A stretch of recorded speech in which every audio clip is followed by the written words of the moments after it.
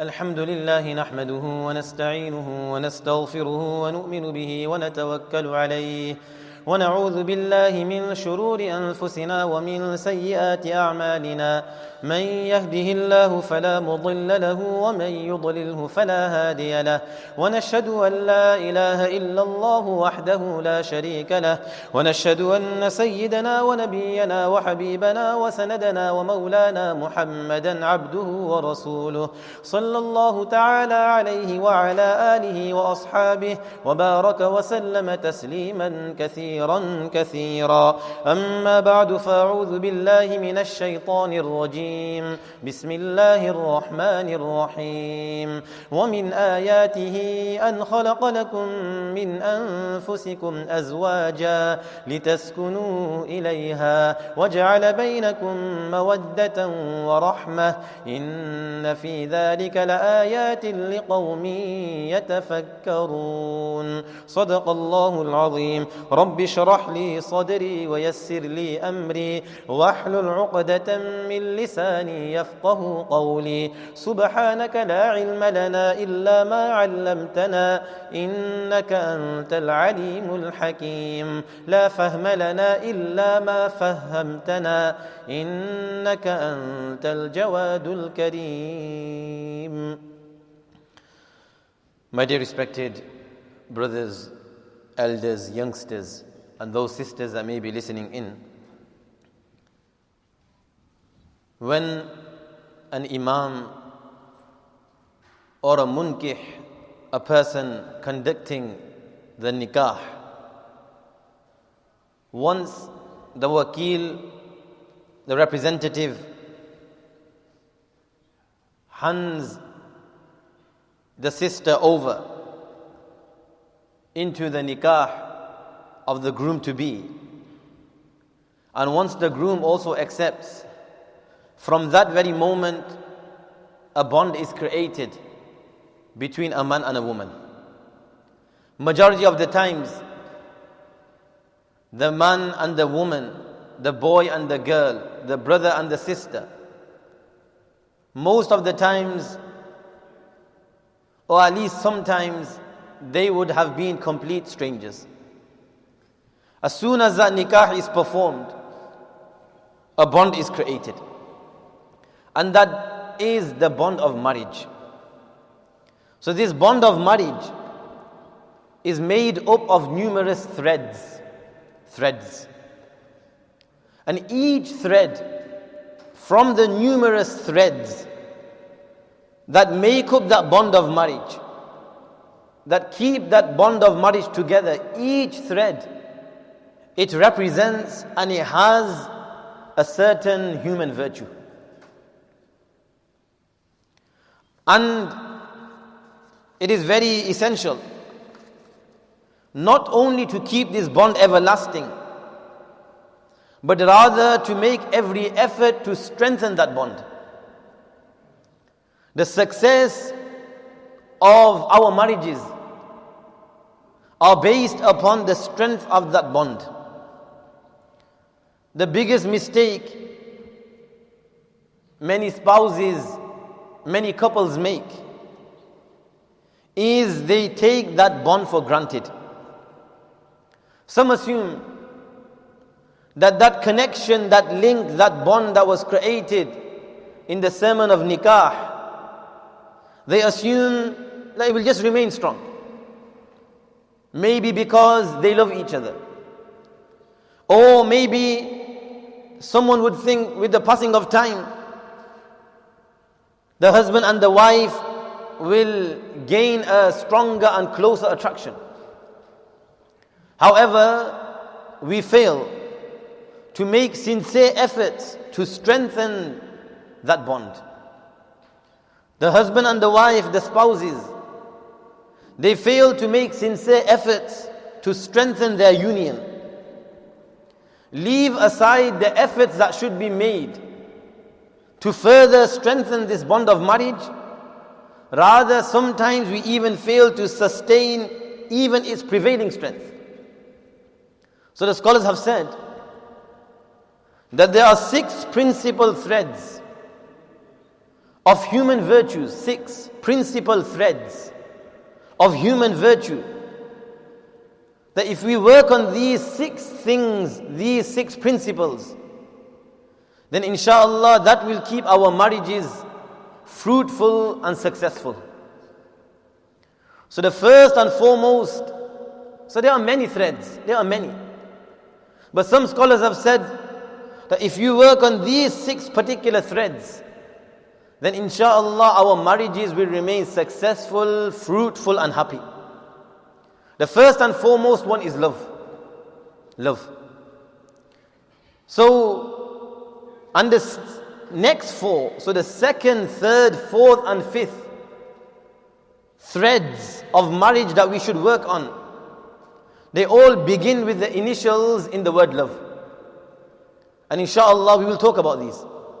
So the first one is love. And the second, third, fourth and fifth, they begin with the initials of the letters of the word love. So second is loyalty, L. And then you have the O in love, which is openness. And then you have the V in love, which is variety. And then you have the E in love, which is endurance, sabr. And the 6th thread, inshallah, we will talk towards the latter part of this bayan. So the first and foremost one is love. So one of the greatest bounties of Allah subhanahu wa ta'ala, with the infinite mercy of Allah subhanahu wa ta'ala, He has given us, He has presented us to us love. This word love is so easy to say on the tongue. And so many times we say the word love. But the qualities of this love are absolutely priceless. The significance of this word love, which it has in our life, is priceless. So literally the word love, it means a feeling of strong or constant affection for a person.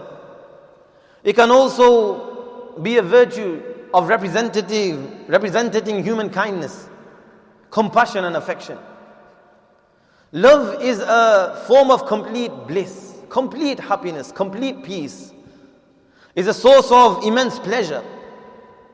And the most beautiful thing is love is something which we cannot see.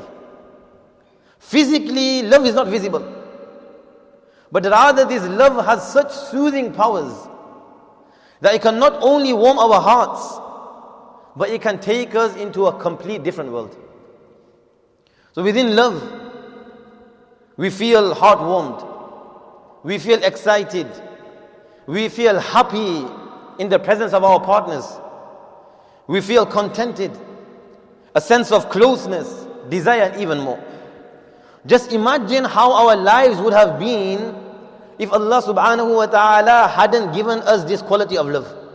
Imagine how boring our life would be if we didn't have love for one another, if we didn't have love for our spouses, if we didn't have love for our friends, if we didn't have love for our parents. How would our love be? How would our life be? How would life without love be? It would be extremely boring. So love has a very unique and lofty position in our marriages. And its presence in our married life is extremely important. The importance of love in our marriages is boundless.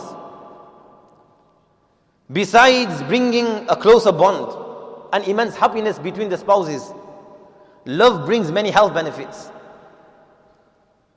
It also, increases better sleep. It gives better sleep. It increases one's financial security.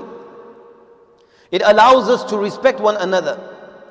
And it reduces the daily stress and anxieties of life. Without love, we with our spouses cannot live an enjoyable, a happy and healthy relationship. So love is offering our spouses words of affirmation. Words of affirmation are, it can be spoken, it can be written. That confirm, that support, that uplift, that empathize with another person in a positive manner. Islam itself gives great importance to love which needs to be, amongst the spouses. Nabi of Allah sallallahu alayhi wa sallam, he said in one hadith, إِنَّكَ لَن تُنْفِقَ نَفَقَةً تَبْتَغِي بِهَا وَجْهَ اللَّهِ إِلَّا أُجِرْتَ عَلَيْهَا. Whatever you spend in the path of Allah subhanahu wa ta'ala, if your intention is correct, if it is to seek the pleasure of Allah subhanahu wa ta'ala, you will be rewarded. And Nabi of Allah sallallahu alayhi wa sallam, in the same hadith, he said, حَتَّى مَا تَجْعَلُ فِي فَمِ امْرَأَتِكَ. Even that morsel of food which you take and put it into your wife's mouth, or she puts it into your mouth, even that is considered as an ibadah and as a form of worship, and you will be rewarded. It was part of the uswa hasana, the noble and the beautiful character of our beloved Nabi sallallahu alaihi wasallam, that he would engage in light-hearted talk with his wives. It is mentioned that Allah subhanahu wa ta'ala loves a man who caresses his wife. Both of them are awarded reward because of their loving attitude to one another, and their rizq, their provisions, their sustenance is increased. Rasulullah sallallahu alayhi wasallam, he would express his love for his wives in many unique ways.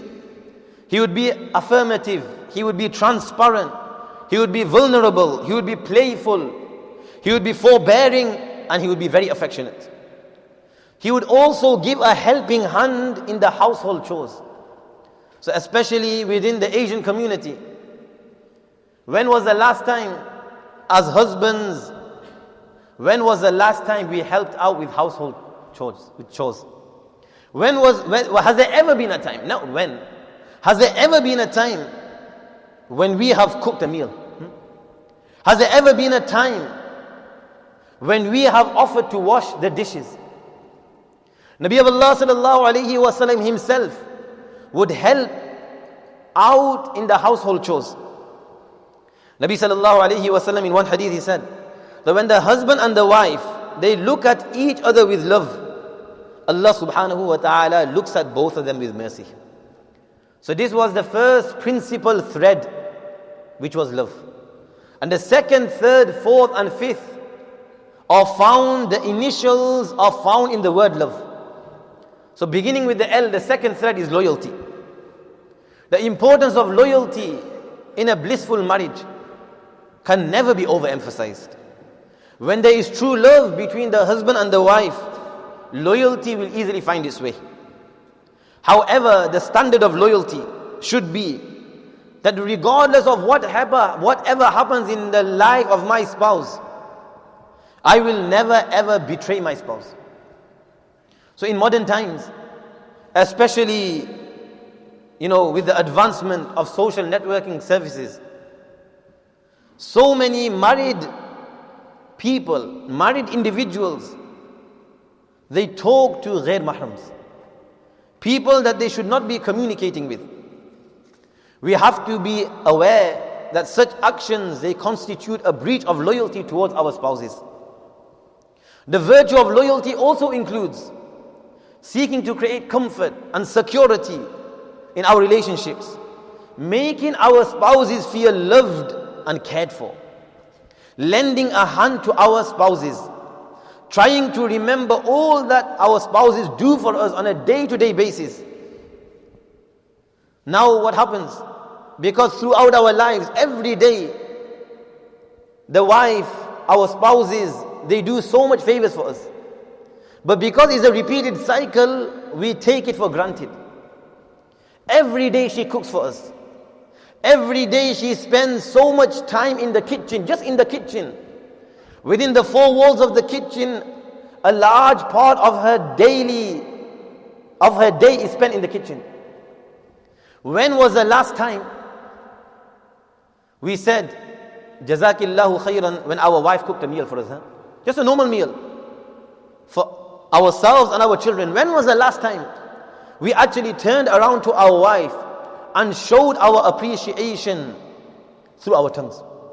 बाज़ मर्तबा बाज़ ऐसी चीज़ें होती हैं कि ज़ुबान से ज़ाहिर करना ज़रूरी है.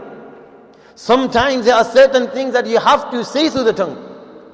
जब तक कि हम ज़ुबान से उसका इकरार नहीं करेंगे, तो जो शख्स हमारे सामने होगा उसको पता नहीं होगा कि हमारे दिल में क्या बात है. until we do not make apparent what is in our hearts sometimes.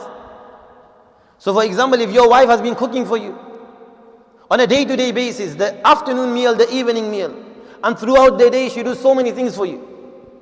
But if you never show your appreciation through your tongue, through your mouth, by just saying Jazakillahu khairan, which takes a few seconds, would she really know that you are valuing it? Small things, small gestures, they work wonders. So being loyal to our spouses also means treasuring the beautiful moments we have with our spouses and looking forward to even a better future. With that sincere optimism that Allah subhanahu wa ta'ala will bring us even closer to our spouses. So number one, we had love. And number two, we had loyalty. And the third thread, the third principle is the O of love, which is openness. This is extremely important. And there is no room to compromise on this.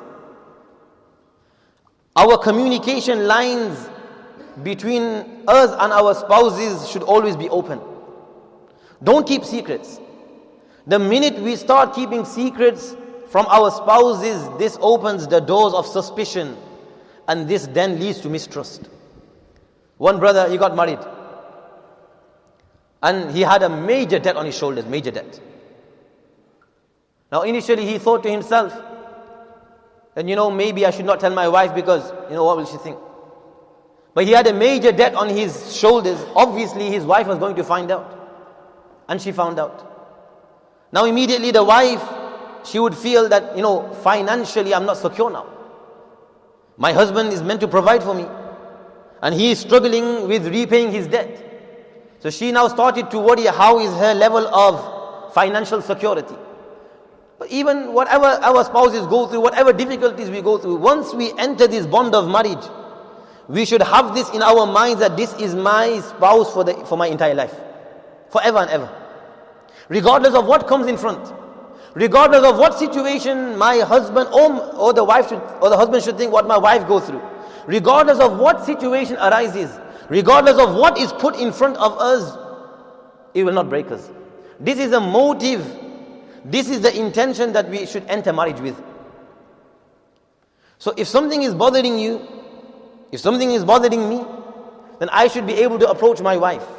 I should be able to talk to my wife about it in a calm manner, in a pleasant manner. This does not mean that we start interrogating one another. No. In a pleasant way, in a calm way, we should be able to approach one another. So we had love. And in the love, we had the L, loyalty. And we had the O of openness. And now the V, variety. So they say in English, the monotony, which means just, every single day of your life is just the same. It's just the same. There's no variety in your life. So just staying the same every single day of your life, the way you live as husband and wife, the way you live as a family is just the same. They say that this at times can be very frustrating. This is why we have to spice our life with variety. Variety keeps boredom away. Variety keeps boredom at bay. Someone once said, nothing is pleasant that is not spiced with variety. So if love keeps our marriages alive, then it is the variety that keeps it lively. For this reason, we should not neglect the process of trying new ideas to keep our marriages flourishing. So just an example on behalf of the wife. So maybe, every so often, she can cook a special dish. She can cook something different that maybe the husband and the children were not expecting. Similarly, the way she dresses in front of her husband, at times she could, change her dress code. Something that creates variety in our marriage. And when the husband sees that the wife is making an effort, then he should not be that, he doesn't even recognize the effort, and he doesn't even, give a few remarks of appreciation. No. So when the husband sees from the wife that she is making an effort, the husband should respond in a different way from the normal way that he responds. And also bringing an occasional gift, it can work wonders. It's the hadith of Nabi sallallahu alayhi wa sallam, tahaddu, tahabbu. That give each other gifts, it will create love. So our spouses should not be accustomed to seeing one repeated cycle in our lives. So for example, so many people are engrossed in their smartphone. So when we are in front of our spouses, then we should take a temporary separation from our smartphones. And we should show to our spouses that she is the most important thing in our life. We should give her, that degree of importance, that priority. So you had love, then you had loyalty, then you had openness, then you had variety. And the fifth thing is endurance, sabr. Islamically, sabr, it means to endure. It's undoubtedly is one of the most useful qualities for a blissful marriage. The most people who get married, they have high expectations about their spouses and how life will be after marriage. As soon as the honeymoon period is over and the realities of life catch up with them, they realize that it's not all bed of roses as they once anticipated. You will see some unpleasant qualities. The wife will see some unpleasant qualities in her husband, and the husband will also see some unpleasant qualities in the wife, which may at times make life very uneasy. And especially for new married people, sometimes the in-laws make life difficult. So at this moment, whoever is going through, at that moment of their life, it is very important that the husband and the wife, they sit together and they try to work around it. How can we resolve this issue? They have to encourage one another to be patient. They have to try to calmly work out their differences and also other marital issues. When the husband loses his temper, the wife should try to restrain herself. And when the wife flares up, the husband should remain calm and composed. Some people, they may get married and they may think, oh, I wish my wife was thinner, or wealthier, or more romantic, and so on. Take a look at our expectations and ask ourselves how realistic they were actually. How realistic were they? So unrealistic expectations, they lead to long-term frustration, which is one of the main reasons why marriages fail. On the other hand, what can we do? Observe your partner closely, observe your spouse, your wife, and she should do the same.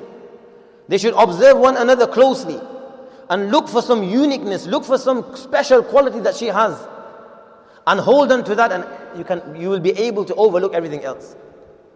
It's like Nabi sallallahu alayhi wa sallam, to a nearest effect, he said in one hadith, when you see something unpleasant in your wife, look for another thing. You will be happy with that. A person does 1,000 good things, and the minute he makes a mistake, what will happen? Every single person or majority of the people will forget all the goodness that he has done. Usko zaleel hi kar denge, usi waqt mein.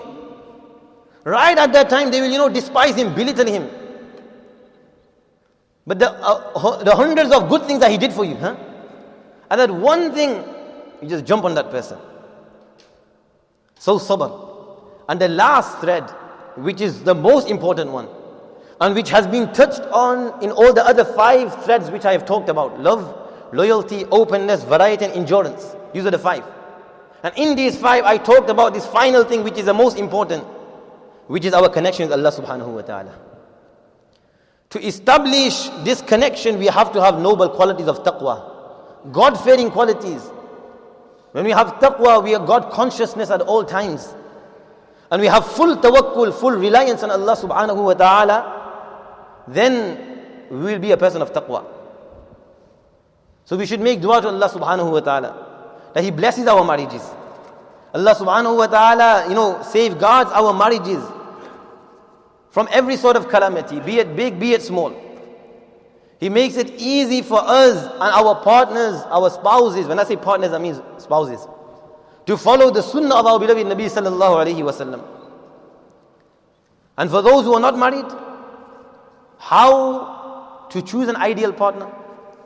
One of the first things that you should have, that my spouse to be, she should be a person of taqwa. Now you will ask me, how will you know if she's of taqwa? So the scholars say, you yourself become a muttaqi. Become a God-fearing person. You yourself become a God-fearing person. You yourself become a muttaqi. Allah subhanahu wa ta'ala will open the doors for you to find a spouse which is of taqwa. And finally, who does not want that their nikah, their marriages should be fruitful and blessed? Every person that, once he is about to get married or she is about to get married, every single person wishes that they live a blissful and, blessed life. For that, we will have to follow the teachings of Nabi sallallahu alaihi wasallam. Nabi of Allah sallallahu alaihi wasallam said, "Inna a'zama nikahi barakatan aysaruhu ma'una." That the greatest nikah, the greatest nikah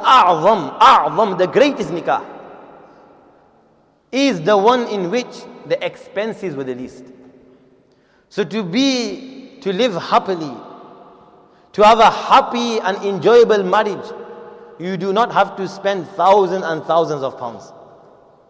That marriage which is upon taqwa, that marriage which is in accordance with the guidelines of Allah subhanahu wa ta'ala, that marriage which is founded upon the sunnah of our beloved Nabi sallallahu alayhi wa sallam, that will be fruitful and blissful. So normally what happens?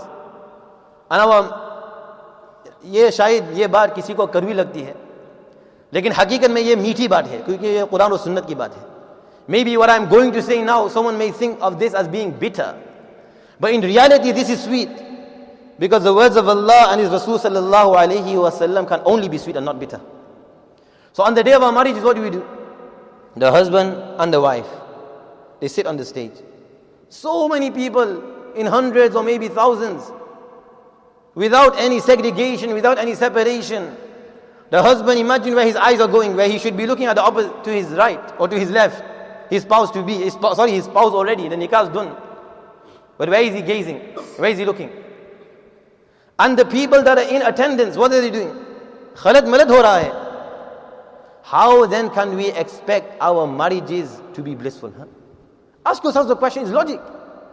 Ask yourselves the question. I should ask myself a question. हम ये चाहते हैं कि हमारी निकाह में खूब बरकतें हो, तो कैसे बरकत आएगी? Then how will barakah, how will blessings come into our nikah if we do such actions? And the responsibility, it lies on one of the elders of that family. जो खानदान में बड़े हैं, उनकी जिम्मेदारी है. हर एक की जिम्मेदारी है, लेकिन उनकी भी जिम्मेदारी है जो बड़े हैं. That the one that is the eldest and he has a respectable status in his family, he should say to his children or his grandchildren or however they are related to him, the ones that are going to be married, that do you want your marriage to be blessed? Do you want your marriage to be blissful? In a calm, in a pleasant way. Make them understand. We make dua Allah subhanahu wa ta'ala allow our marriages to be successful and blissful. And may Allah subhanahu wa ta'ala save our marriages from every difficulty and every calamity. وَمَا تَوْفِيقِ إِلَّا بِاللَّهِ.